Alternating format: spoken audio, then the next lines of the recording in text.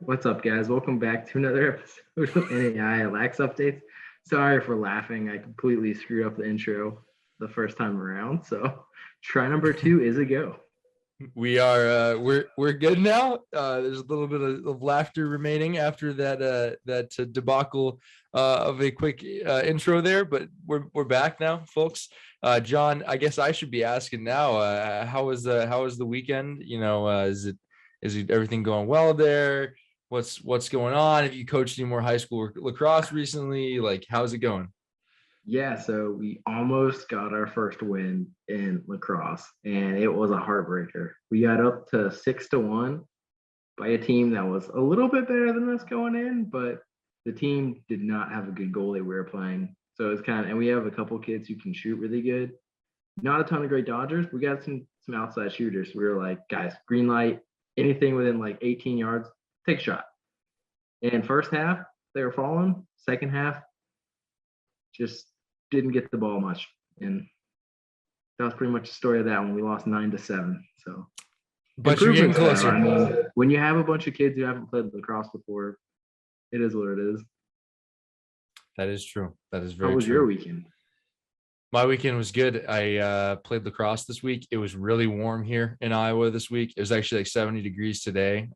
So, got out, got to enjoy some good weather, got to enjoy a full week of good weather lacrosse, except for the MOBAP game. There was some cold, rainy weather.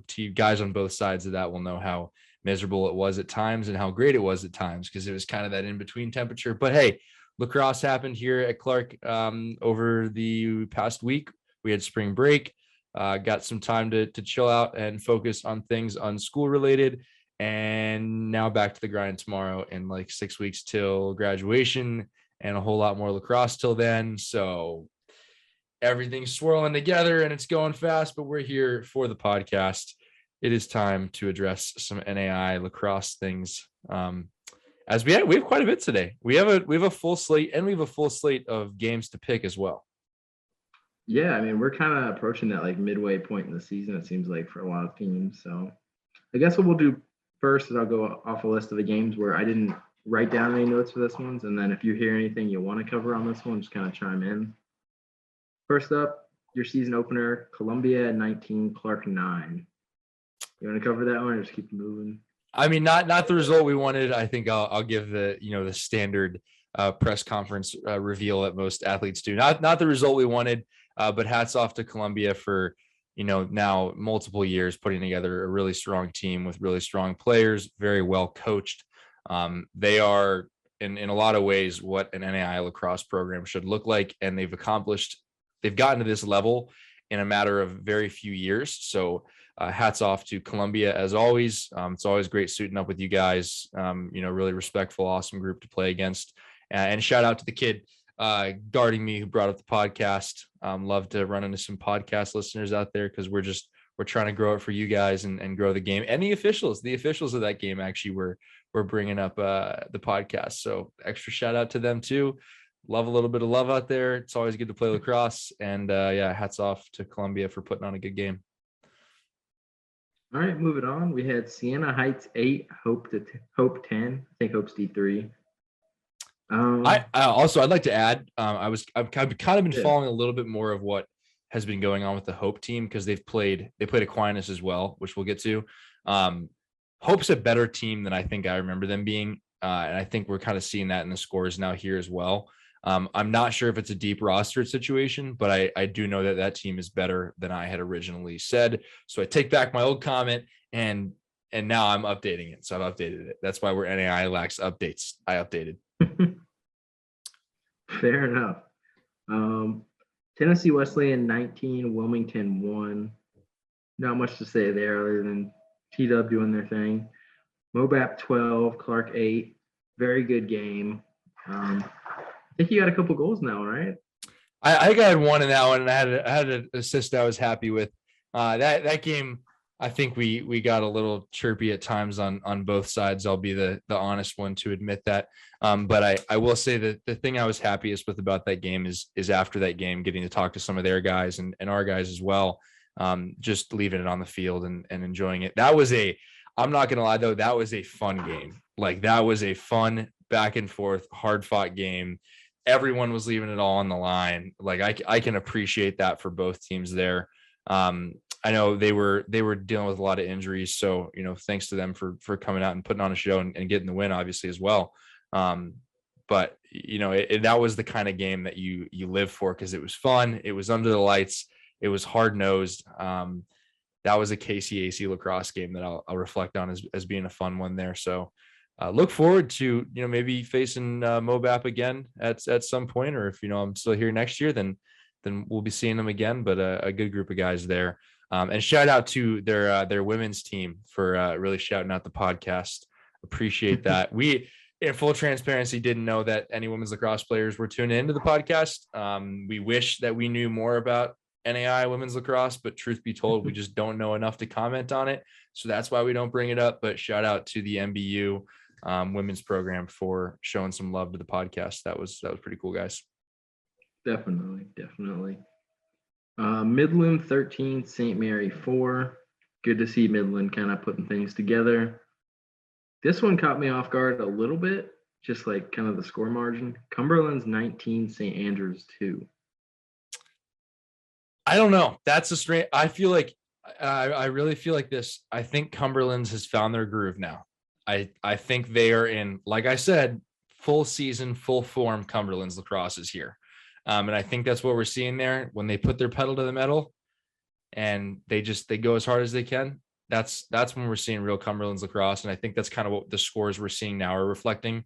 That is a little strange. St. Andrews is not a bad team at all. A program that continues to get better and better and better. And we've seen that in the results recently. So it's a little bit of an unconventional score we probably wouldn't have expected or been able to forecast. But I think I think Cumberland's is just ready to roll. That they're full steam ahead now. Agreed. Mobap 4, Ambrose 16. Not too much of a shock for me on that one.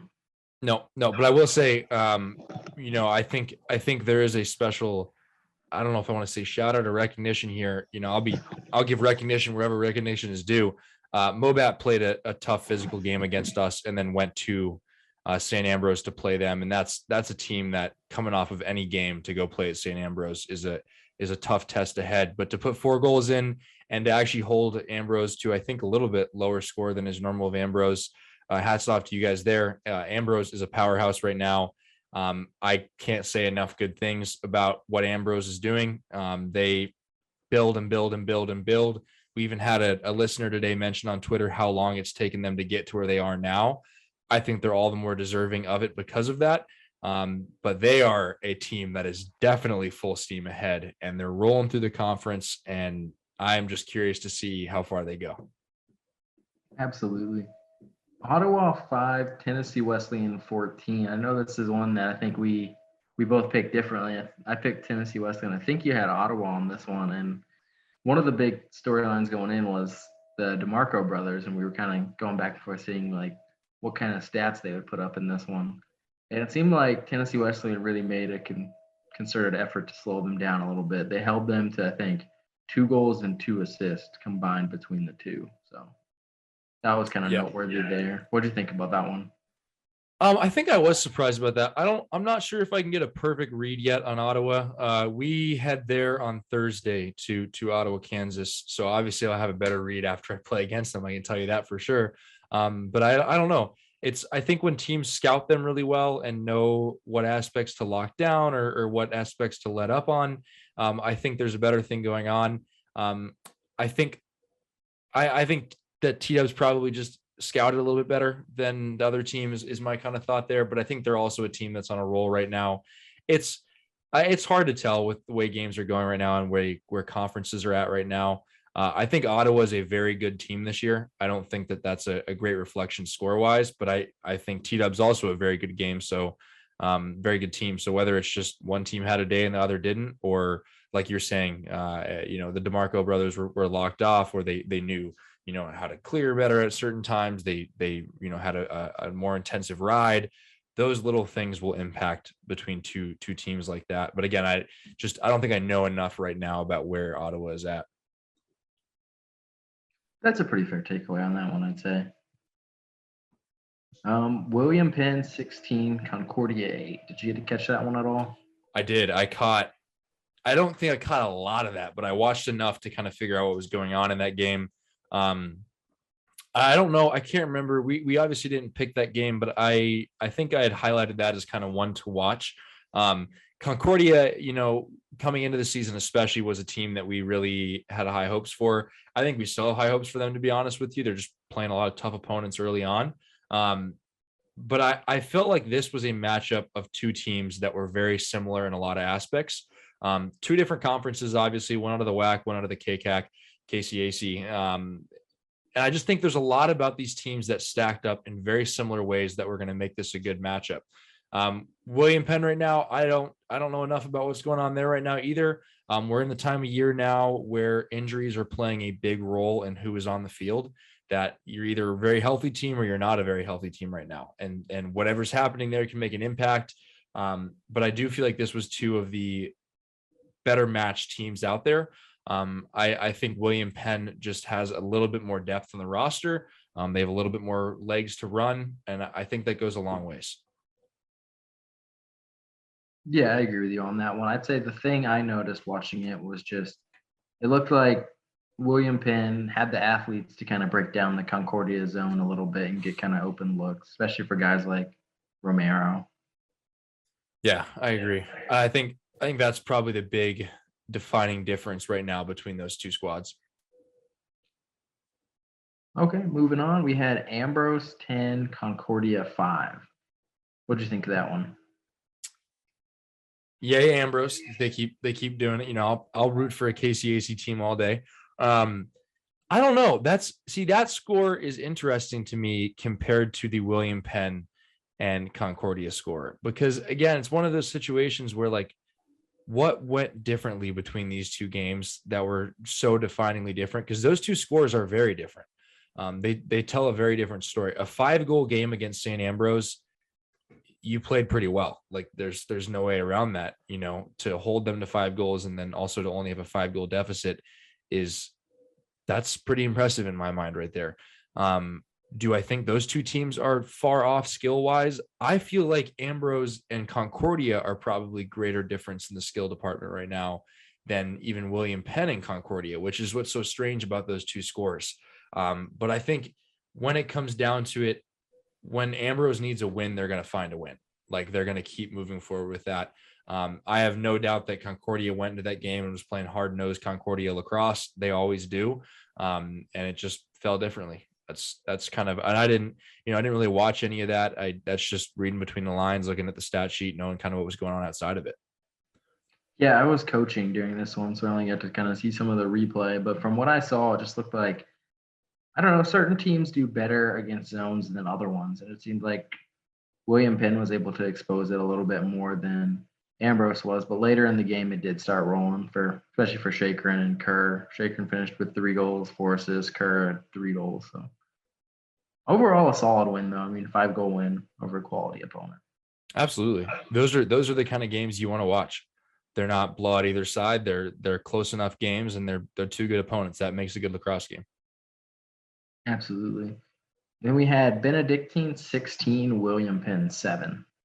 How much of this one did you get to catch? A little bit of this one. These kind of KCAC games I'm trying to watch. Like these are the ones that I'm obviously for my own personal reasons. I need to watch these games, but a matchup like William Penn and Benny is a matchup that's good for the KCAC and is well representation. However, that's the team that I really don't know what's going on right now is Benedictine. They've had scores kind of all over the place that have shown, typical Benedictine. They've showed non-typical Benedictine. I don't feel like I have an honest feel on where they're at right now. I do think this score was interesting. I think it was interesting. It was not exactly what I expected it to go like, but I think looking at it after the fact, it makes a little bit of sense. Where did you kind of come away with this one? Yeah, I mean, it was a little bit more lopsided than I would have thought going into it. Obviously, I didn't pick a winner, but in my Lax All-Stars little write-up thing, I said I thought the winner, I didn't pick one, but I said it would probably win around 15-9, 15-10. I thought it would be a high-scoring game. Looked like both goalies struggled a little bit seeing the ball due to all the rain. Is one thing I noticed. It looked like they even used a different color ball, if I'm correct on the game I'm thinking of. So I'd say that was the big takeaway for me. I think it's fair. I think that's a good wrap in that game. All right, Midland 8, Movell 6. This was a pretty interesting one for me as well. This was an interesting one. This was a battle of a different segment of the KCAC that, Clarke obviously belongs in kind of that same area. I would think there as well. Movell, this is a funny one for me to comment on because both head coaches of each team are teammates of mine and friends of mine. So, love you both. Don't fight over it. But I thought this was clearly two guys who play box together as coaches battling it out with their players. It was a close game. I tried to follow along as much as I could here. I think the score was a little bit unexpected, not completely unexpected. I think this was truly two teams that wanted to win equally as much. They were two teams that knew that this would be a very influential game in the standings on who makes conference and who doesn't.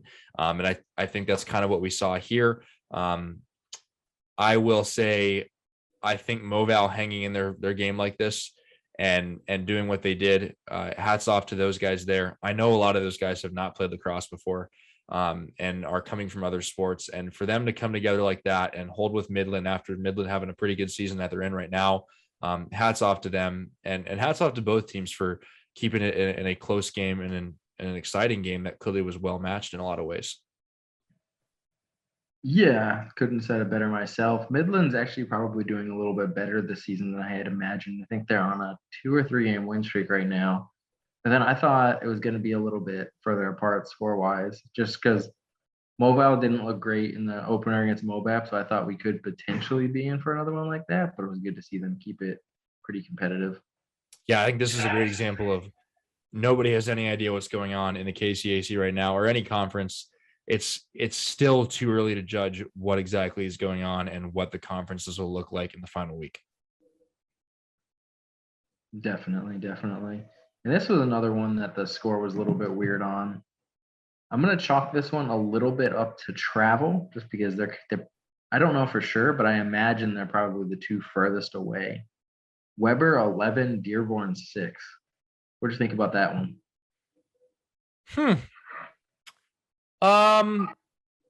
That's probably more or less what I would have expected, I think.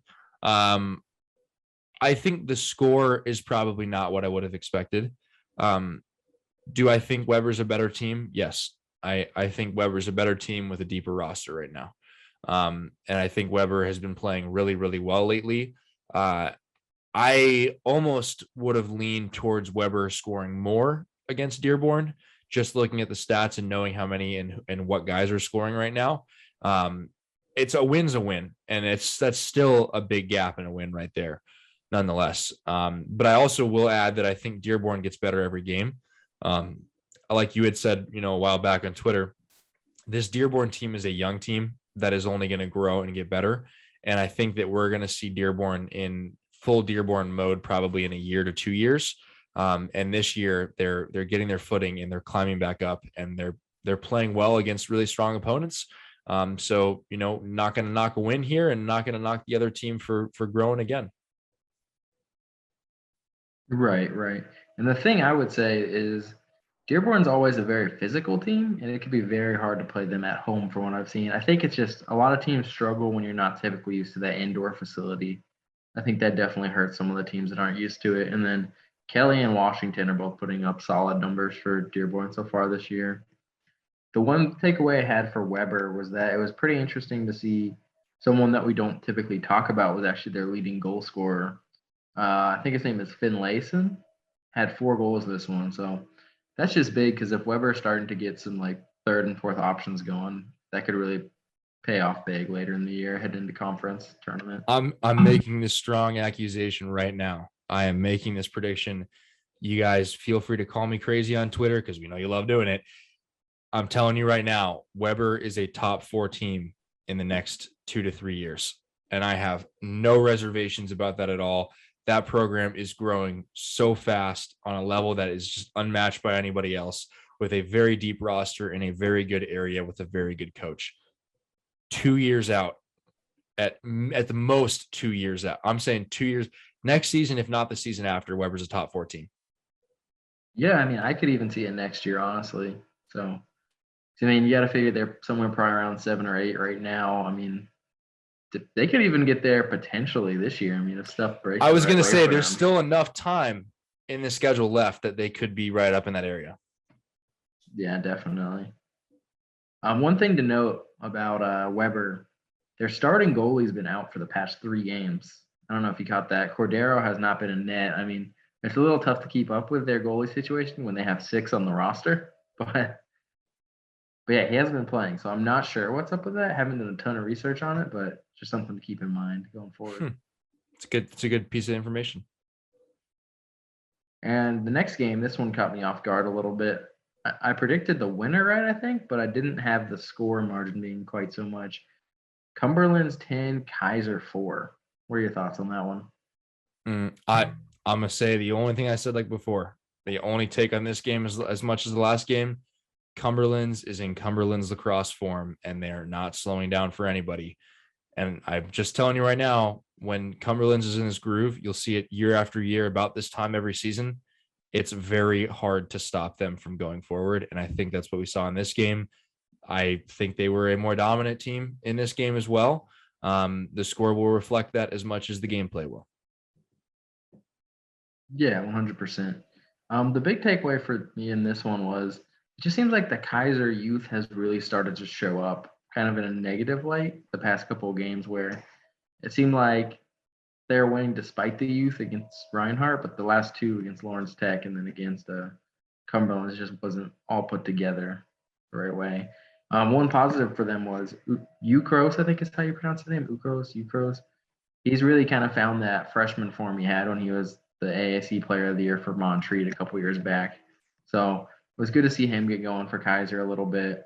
Cole George played another great game. Really kept this one closer than it could have been, honestly. And then for Cumberland, Fogarty and Crouch both had 2 goals, 2 assists, something like that. So not surprised. A solid day. Yeah. This was an interesting one just because we had seen this game already this year. MVNU 10, Taylor 4. Complete opposite of earlier this year. Taylor took the first meeting. Thoughts on that one? Mount Vernon gets better and better. I also believe that the few injuries that were affecting them pretty heavily, I think, are in a better spot than they were the first time they played now. And that's just hearsay from what I've been hearing from people at Mount Vernon. So I assume that has something to do with it. I do, though. I think Mount Vernon's a team that, like we've seen with St. Andrews, we've seen with what we're seeing right now with Weber, what we've seen with Colombia. They're in a position to build big early. They're in a good area to do it. They're outside of Columbus, Ohio, back in my home area rather. They're in a good area to recruit, bring in kids locally, bring in kids outside of the area to a good area. I think you may see Mount Vernon do something similar to what Colombia did in their timeline. I want to say we're on year 3, 2 or 3 of Mount Vernon having a team now. And I think they're just going to get better and better. And that's an example of it. Playing a team twice, obviously you can figure something out more the second time. That's just a given that if you play a team the second time, you're going to know more. But I think this score goes beyond just knowledge, and it goes to a team getting a lot better. Yeah, and that's one for me where I feel like you could put them against each other 10 times, and I honestly would probably pick the winner incorrect every time because I just think it could go 50-50 every game. Totally agree. Those schools there's more similarity than just on the field with those 2 universities. Okay, moving on. Moval 17, Midland 4. So congrats to your guy picking up his first college head coaching win. Hines over at Missouri Valley. And that one kind of just goes to show like the rapid level of improvement we're seeing. He got blown out first game. Second game, very competitive with a pretty solid opponent. Third game, huge win. That's right. Shout out to Hines. Shout out, buddy. Congrats to Hines on his first collegiate win as a head coach. Great guy doing great things for a program that will be great again. Um, I think this was a fun one for me to see the score, because I know there's been a lot of Debbie Downers out there that have been like, oh, Moval's never returning to its saga of winning again. Like there's no chance. And like, I love obviously when teams and programs can show the haters wrong. And I think this win in some part, I think this win was showing that. So excited for them to get that win. Obviously, Morningside put up goals as well in that game. But it is, I think, more than anything, I feel extra excited for Hines and his guys that they got a win early in the season. And more than anything, with the everything facing against them, and a lot of doubters, for them to get a win is exciting, and that plays a big morale point for a team like that. Yeah, absolutely. It'll be interesting to see if they can continue the growth at such a rapid pace. This was another pretty interesting one. Kaiser 15, St. Andrews 4. My only real takeaway on this one was Kaiser was kind of in desperation mode, so it was nice to see them get kind of that bounce back win. And then, as you said before, I'm kind of interested to hear what's going on with St. Andrews. Not to say it's been a disappointing season, but it hasn't quite been what I was expecting from them. Yeah, I agree. I think there's been points that fulfilled the expectations, and it made sense to what we would have, foreseen or expected.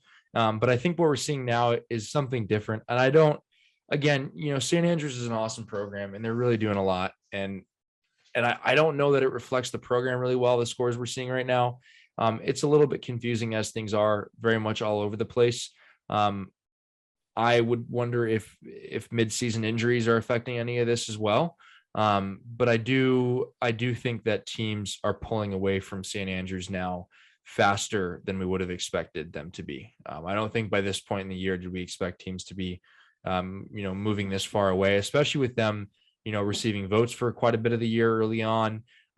It's a little bit unexpected what we're seeing now, and nothing to discourage you guys at St. Andrews. Again, you're doing a lot with a program that's a young program in the sense that it returned after a long time hiatus. But I don't think it's exactly what we could have expected, as is the whole NAI lacrosse scene right now. For sure. It's definitely been a strange year so far. And then the final game to cover, I think we both missed this one. I think we both picked this one wrong. Weber 14, Madonna 8. I'm going to be honest, I didn't see this one coming. I thought this would be a very close one. I had Madonna winning the close one, maybe by 1 or 2 goals. And I just thought the experience of Madonna would carry them through, but it didn't. What'd you see in this one? I honestly think that Weber is just, like I said, Weber gets better and better every single game. I do think that I expected to experience a little bit of Madonna, and we also saw Madonna come out with a hot start early on in the year, and we were thinking like, oh, old form Madonna is back. And I'm not even one to buy into those old form, new form kind of things. Guys, a team's a team. Whatever era they are at, that is the team that you should be focusing on. I think Madonna has a very good team, but again, I think Weber has their stuff put together. I think they have guys in every single spot, multiple guys deep. They're well coached again. They are going to continue to win games that they need to win. And this is an example of it right here. When it comes down to a game where they circled this as a game they needed to win. They beat Madonna. It's a statement win in a lot of ways there, and they move on. Madonna still coming back from a little bit of a hiatus there. Madonna was, kind of non-existent in a lot of minds for a little bit of time there. Now they're coming back. I think Madonna, as the year goes on, will have some big statement wins.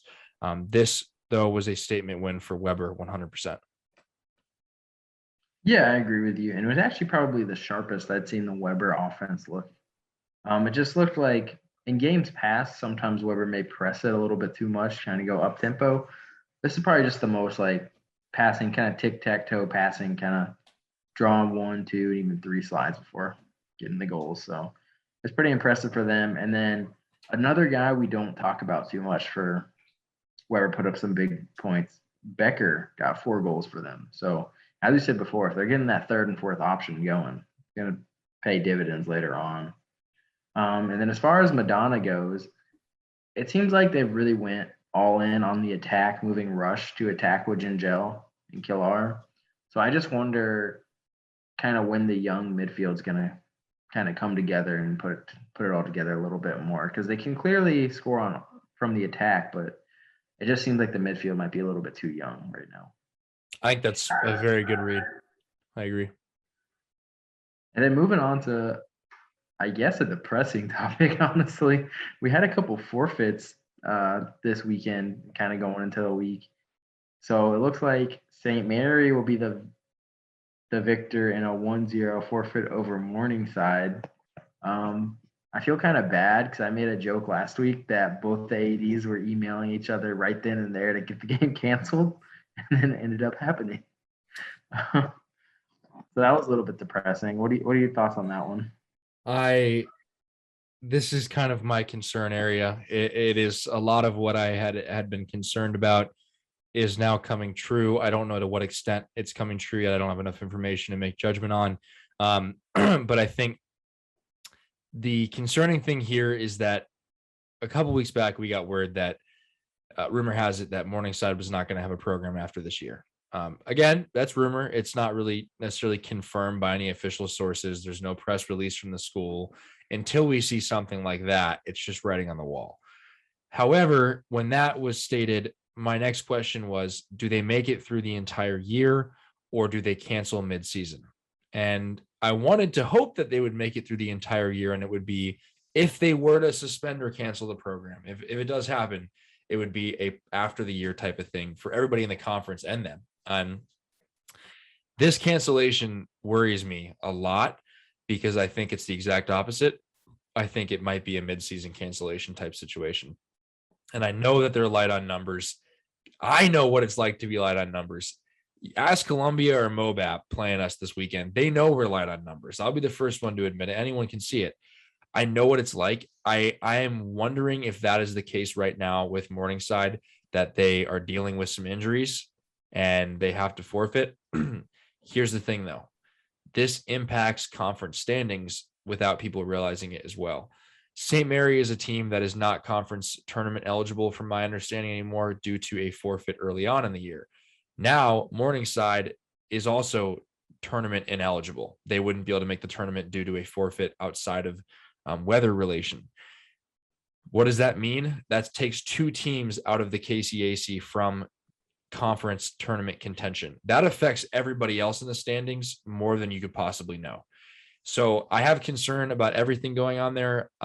My biggest concern is for these guys. I hope that they get to play a game on a high note if they're going to end their time at Morningside. I hope they can get through the season. I hope there's some type of high note for these guys to end their time at Morningside, guys. My thoughts are with you there. I know it's a struggle what you're going through right now. It's not fun, but find the positive in the darkness, find a way to get through it. And I hope you guys can get through the season.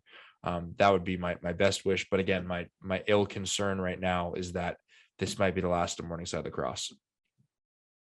Yeah, I'm kind of right there with you. I mean, nobody likes cancellations, and when we see them coming like this and without really any explanation attached also, it's just not a good look. That's really all I can say about that one until we get more details. And then we had another forfeit. I think the game will actually be played tomorrow. Well, it should have been played tomorrow, but it's already on the schedule listed as a forfeit. Weber will pick up a forfeit win over Cleary. I would add I'm not as concerned for Cleary just because I think it's a new head coach this year. He's either in year 1 or 2. And I also saw he got a commit today too. So he's out there doing his thing. So that makes me a little bit more optimistic on that one. I'm assuming, and they played a game yesterday. So I'm assuming just being light on numbers, if they picked up an injury or if somebody got COVID, then that could be why for them. Yeah, I'm trying to find out more about Morningside right now, if I can find anything out about what is exactly is going on and if there's any insight to what's going on. I don't see anything about that game being forfeited on any of their athletic releases, which actually makes me more concerned that this might be the end of the season for them. It might be a situation where they played Moval and they were kind of like, guys, this is the highest note we're going to get right now this year. It might just be time to call it quits. Again, I hope that's not the case for those guys, but it's a little bit unusual. I won't lie to you. Yeah, I guess we'll just wait and see.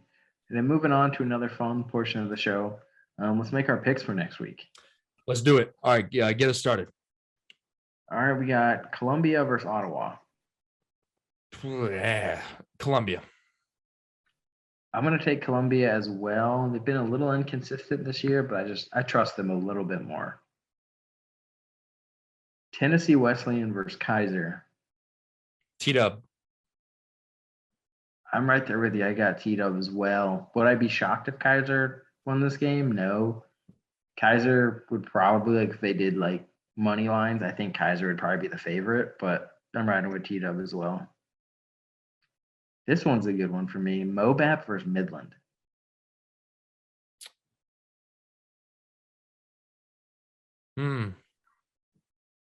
I'm wondering how many guys will be back from injury on Mobap. I'm going to take Mobap. I'm going to take Mobap because I think that if Mobap is healthy, that they will win this game. I'm going Midland here. I'm just really liking the vibes they're putting out. It's just 2 or 3 wins in a row. Really building. This is another big one for the KCAC. Ambrose versus Benedictine. Ambrose. I don't see anybody right now in conference being an issue for them. And that's probably sounds terrible coming from somebody in conference, but it's the honesty and recognition of a good program. And I think that's what's happening there. Yeah, I agree with you. I think this one has potential to be closer than we think, but I'm taking Ambrose. I would say if Benedictine does win this one, it's got to be a shootout. That just seems kind of the Benedictine path to victories this year. A big one for the AAC, Tennessee Wesleyan versus Weber. These are 2 teams. I have them pretty dang equal in my books. It could go either way. I'm taking I'm going to take Weber. Team Weber. Okay, I like it. Trying to think on this one. I'm gonna take Tdub, but I don't feel great about it just because it's coming after they play Kaiser, so it could really go either way. They're either gonna be really pumped up because they beat Kaiser, or they're gonna be kind of down in the dumps if they lose that one. But then if they lose that one, maybe they're fired up. So I mean, the mental aspect for this one is going to be very interesting to see. Lords versus Concordia. I'm taking Lords. I'm taking Lords. I gotta take my buddy Cody's team here. After that little Instagram post we went over earlier, I'm taking Lords in this one. I think Lords is gonna get better and better and better with the year that goes on, and they're not really a sleeper, but it's like there's not enough to talk about them right now about. So I'm taking them in this one. This will, I think, be a 1 or 2 goal game. I think it will be very close. Yeah, I think it could be a very competitive one as well. I'm taking Lords in this one as well. Just Concordia is going to get it rolling eventually. I don't think it's in this one, but you never know. And then the final one, Indiana Tech versus Lawrence Tech. I'm taking iTech. I'm taking Indiana Tech. Yeah, I'm taking Indiana Tech as well. I know Lawrence Tech was able to pull the upset on Kaiser, but it just seems like the past couple of years, Indiana Tech has really had the edge against Lawrence Tech. So I think they're going to keep up with that trend, Indiana Tech. Definitely agree. All right, on to our if that was our last one, we'll jump into our segment of questions here. If we have a few to address here, I guess. Full disclosure, guys, it is past 11 o'clock where John is, and it's 10:12 here for me. So we're gonna wrap this one up a little bit quicker than normal, probably for most times. I know you have work tomorrow. I have a TV show to shoot tomorrow. There's a lot of stuff going on here, so we're gonna Naia Lax it up for the last couple of seconds. God, I hate myself for saying that. Okay. This is an interesting one. So we could have taken this one either way. This is from Chuck Lauer on the Weber team. What's up, Chuck? Shout out.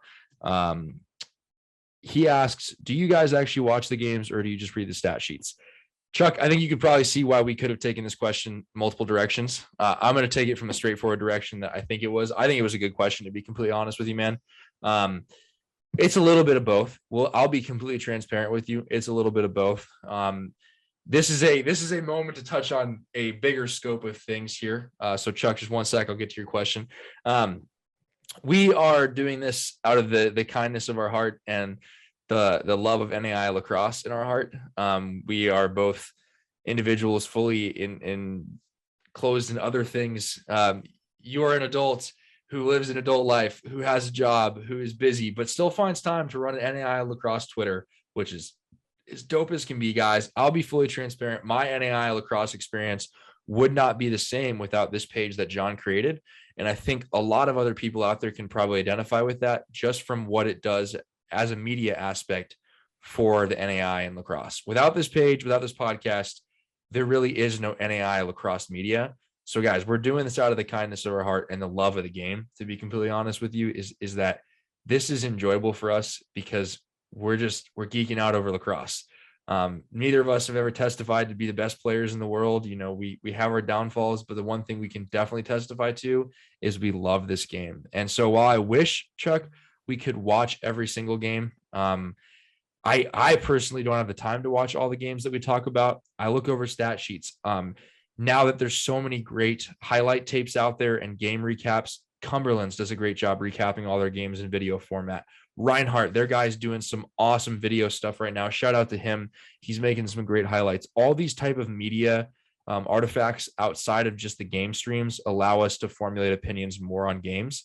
And stat sheets and recaps and write-ups from the SIDs, those do go a long way into understanding who had a big role, quarter by quarter, how did it go? And then the games that we can watch, we do watch. I know I watch a lot of KCAC games. I know John watches a lot of AAC games. It's how kind of things go in that direction. And then big matchups, you can guarantee that both of us are watching at least half of that game, each one. So we consume as much NAI lacrosse as we can in multiple digital vehicles. The game streams are just one way of all of that. So that's a big brain picture of what exactly goes into this podcast and goes into everything else. I can fully tell you guys right now that John puts a whole lot more work into this than I do, because that Twitter feed is definitely not a robot. It's definitely John keeping everything up to date. So guys, I promise you can come at us, you can dislike us, you can hate our podcast. That's perfectly okay with us, because at the end of the day, we continue to love this sport and want nothing but to see this sport grow. So a long question into a short question. We watch as much as we can, man. We wish we could watch a whole lot more, but at the end of the day, as long as we can at least help this game and NAI lacrosse grow just the tiniest amount, then we're sleeping good at night. Yeah, and kind of to piggyback off that, I would say the first couple of years I ran the Twitter page, I was watching like literally 100% of the games. Like, I mean, it could be the two bottom feeder teams in the league, and I would sit there and watch like the entire game. If one team was up by 10, I'd still watch it. Now I have a 3-year-old now. I work 45 hours a week at my regular job. I write for Lax All-Stars. I run the Twitter. I'm coaching a high school team. I'm helping a college team. I legitimately have like 5 jobs right now, guys. So I'm doing this for free for y'all. So I'm not trying to be mean, but like one day I'm not going to do this and y'all are going to be SOL. Like, that's just how I feel about it. Like, no one's going to come and replace me. It's just not going to happen. So appreciate it while it's here. Yeah, guys, we're doing it for the love of the game. But Chuck, I will say, Chuck, that was actually a really good question, because I think that's a question that a lot of people probably want to ask and just haven't asked it. So shout out to Chuck there for asking that question on Twitter. And that wasn't like directed towards Chuck. I want to make that clear. No. That was just like a general. That was really honestly not even directed at him at all. That was more so like the comments I've just been getting lately in general. And that was why that Chuck comment was so great, because it sparked a lot of other thinking and everything too. So shout out to you for taking the time to drop that question in there. Next question, it comes from, I just love this guy's handle. I love it. Chad the Dad 75.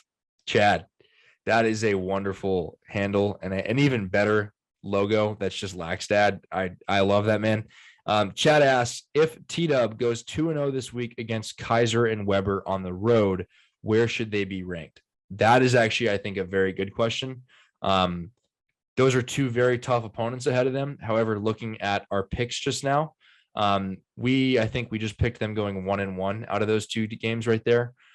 If they were to go 2-0, I think they're in a very good spot in the poll. How do you feel about that? Yeah, they're definitely in a good spot. Just a question of how high they soar. You got to figure beating Weber. That's kind of a battle in my mind of two teams probably sitting around 7 and 8, maybe 7 and 9. I've heard some people toss that around. So I'd say if they win that, they're clearly at least worst case scenario sitting at 7. I think Kaiser's probably around 5 or 6 right now. So that probably has Tdub cracking the top 5. Could they go higher than 5? Maybe they go to 4. Depends how things shake out. A key game to watch this week would be, and I don't even think we picked a winner on this one. I think I missed this one. Ambrose plays Aquinas this week, actually tomorrow. So we also need to pick that one. But so if Aquinas were to lose that one, you could potentially see Tdub sneak into the top 4, I think. Agreed. That's kind of where I could see them kind of going into a top 4 spot. So great question there, Chad. Very good question. And then do you want to pick coming in with a good comment Ambrose there. AQ game? Since I got it. I got it. No problem right now. I got Ambrose. I got Ambrose as well. But I am a little interested to see. I think this is probably the best offense they've seen yet. True. That's a very good point. It's a very good point. I'll be curious to see how that one pans out for sure. Do we have any other questions? Have you seen any other questions? Those were both very good questions. Someone asked how Connor ended up on your team. I guess he was at Morningside previously, and they were asking what all went into that transfer process. Yes. So I think I can openly comment on a teammate's transfer. All I'll comment on and all I know here is that we had 2 players, 2 of my buddies and roommates actually coming up here. They both came from Morningside a year ago, I think 2 years ago. 2 years ago they came from Morningside. So that is where Connor came from, and Alec as well came from Morningside to here. I do know that both of them went through the full sitting out a year due to KCAC regulation. There's ways to go around it, and not even just go around it. There are exceptions made in conference situation, but that is a great point that highlights outside of what's going on in the KCAC, what exactly the rules are for transfers in our conference. And the rule is by law that you have to sit a full year when you get to that school. And I will tell you right now, we have other transfers in the team that are not playing right now because of that rule as well. So that is a very strict rule within conference. And so hopefully that fills in a little bit to that question there.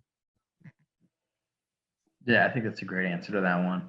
And then there's one final one I saw.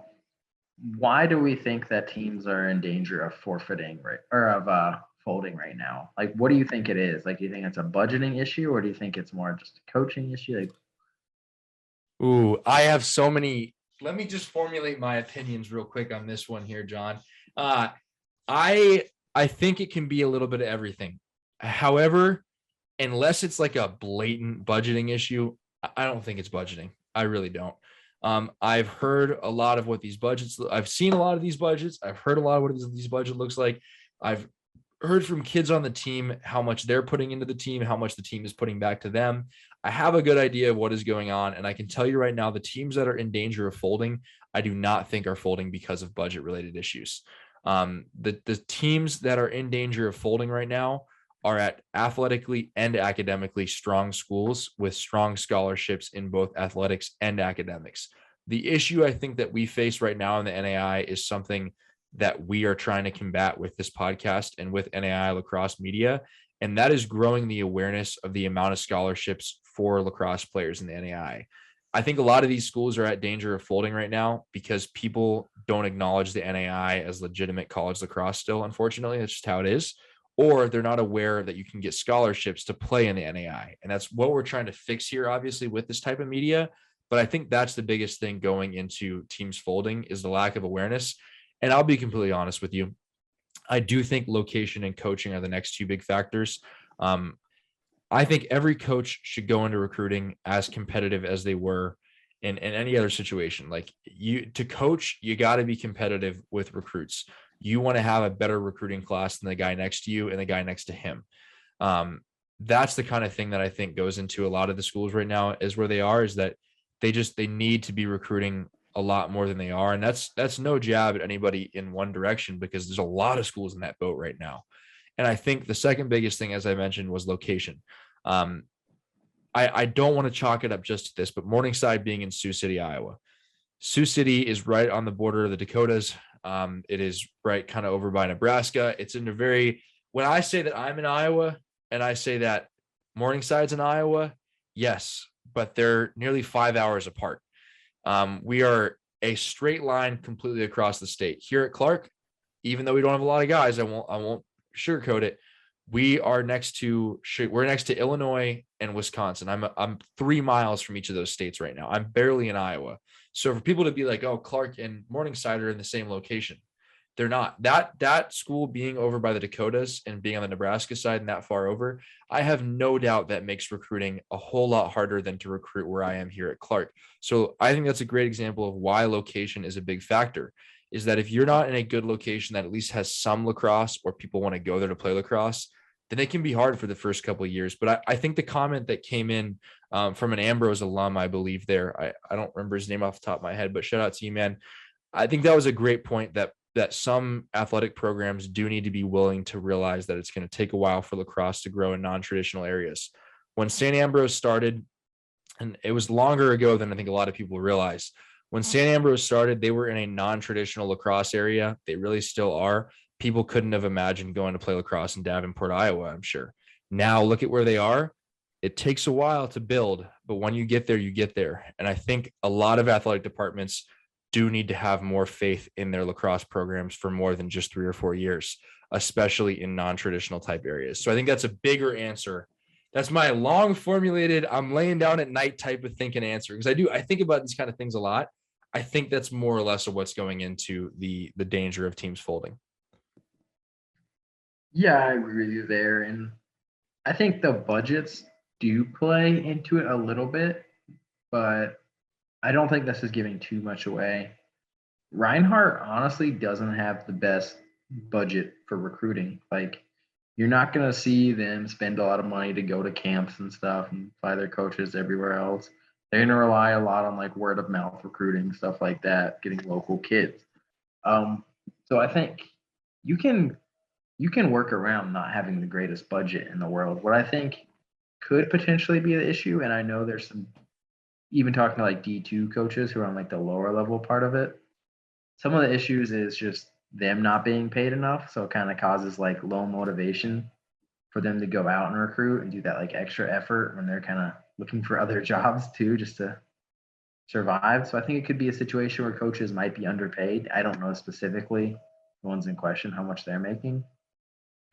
And then also just kind of recruiting, some coaches just don't know how to recruit. I'm going to be honest, and that sounds kind of bad, but just some of the strategies I've heard from some head coaches are just like wild. Like just the areas they recruit from, like the recruits they're going after, like they're really chasing kind of some big fish, like going all in on them when they already have like several offers, when maybe you could find a little bit better of a target base, if that makes sense.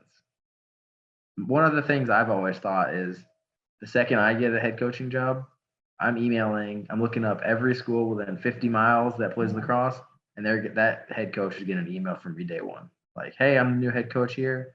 You got any seniors on the team, juniors I can talk to? And then going from there.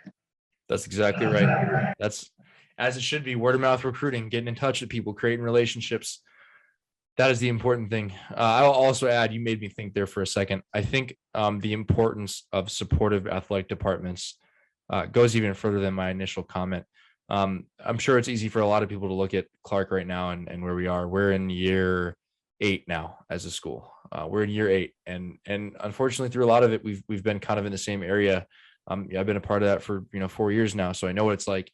And I can tell you the reason that we're still here and the reason that we're going to get better and climb out of it is the faith of our athletic department, and specifically our AD. Shout out to Kurt Long, Kurt's a baseball guy through and through. He'll tell you that, but his willingness to learn lacrosse and want to know about lacrosse and be at our games and support our games, and no matter how hard the day, be there to pick our heads up and remind us that we're going to be here and that we're going to get better. That's what you need from athletic department is people that, whether they know lacrosse or not, are willing to invest in it in their personal time and learn about lacrosse and support the program and know it's going to take a while to exist. So that's an example I can think of there. Agreed. Any final thoughts before you kind of wrap up for the week? I don't think so. I think that should do it for us. We covered a lot there. We answered some questions. Thank you to all you guys who sent in questions. Sincerely hope you're all doing well and staying healthy and you're in your mid-season form. Hopefully you guys are off to spring break, or you're returning from spring break, whatever it may be, guys. We wish you nothing but the best and look forward to seeing all you play lacrosse, and all you parents out there. We look forward to seeing you cheering your kids on. That's the beauty of the sport right there. That's all from me. That's all I know. We'll see you next time, guys.